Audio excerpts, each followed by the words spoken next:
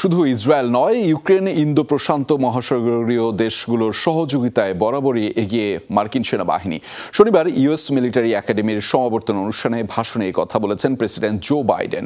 অনুষ্ঠানে হাজারের বেশি সেনা ক্যাডেটদের উদ্দেশ্যে দেয়া ভাষণে বলেন, সারা বিশ্বেই মার্কিন সেনাদল কাজ করছে। গাজায় যুদ্ধবন্ধে কূটনৈতিক তৎপরতা ছাড়াও জিম্মিদের ফেরাতে যুক্তরাষ্ট্রের অবস্থান তুলে ধরেন তিনি। বাইডেন বলেন, ইসরায়েলি আগ্রাসনের কারণে বিধ্বস্ত গাজায় ত্রাণসহ বাসিন্দাদের চিকিৎসা সেবা দিয়ে আসছে যুক্তরাষ্ট্রের সৈন্যরা। এছাড়াও ইউক্রেনকে সহায়তা দেওয়ার কথাও উঠে আসে বক্তব্যে। তবে 2 বছর ধরে চলা রাশিয়া ইউক্রেন যুদ্ধক্ষেত্রে কোনো মার্কিন সামরিক বাহিনী নেই বলেও জানিয়েছেন তিনি।